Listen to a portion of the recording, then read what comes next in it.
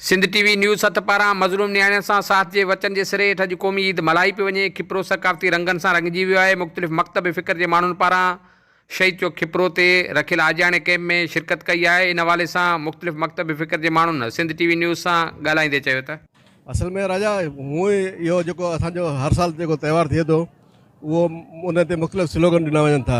Sindh TV जेको इहो सिंध जी नियाणियुनि सां मज़लूम नियाणियुनि सां जेको ॾियारो मल्हाइण जो ऐलान कयो आहे, तमामु भलो स्लोगन आहे। असां चाहियूं था त असांजूं नियाणियूं जेके आहिनि उहे असां कुल में कुलो मिलाए असां सां गॾु हर मास जे गॾु हुजनि। सिंध टीवी वारनि जेको हीउ अॼु मल्हाइनि पिया ॾींहं, इन जी असांखे तमामु घणी ख़ुशी थी आहे। इन सां असां हिकिड़ो ईअं सम्झ ईद जो ॾींहुं आहे ऐं अलाह करे अहिड़ा ॾींहं सदाईं ख़ुशगवार गुज़रनि। सिंध जी सकाफ़त जेका आहे अमन जो दर्स ॾिए थी। जेका सिंध जी सकाफ़त जीअं शुरू थी आहे उन खां वठी खिपरे पाण मल्हायो आहे। खिपरे जा माण्हू सिंध जी सकाफ़त सां मोहबत कनि था, इनखे क़ौमी ईद जे तौरु इनखे मल्हाइनि था। ही पुछो मुनकर नकीरनि ते अमर नालो खयो सिंध जो क़बर में सोजरो थी वियो। अॼु असांजी ख़ुशी जो ॾींहुं आहे, अॼु असांजी ईद जो ॾींहुं आहे। ही सभु मारवाड़ा झांगेड़ा जी सभु हिते गॾु थिया आहिनि।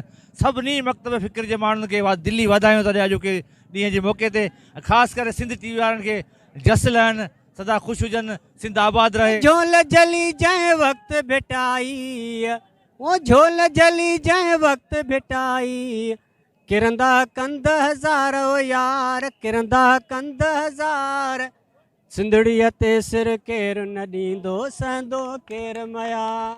लेखकनि अदीबनि शाइरनि सियासी समाजी अॻवाननि जो चवणु आहे त सक़ाफ़ती ॾींहुं हू क़ौमी ईद जीअं करे मल्हाए रहिया आहिनि। कैमरामैन मावजी कुमारी फरहान कुंबर सां गॾु राजा Rashid comber, Sindh TV news खिपरो।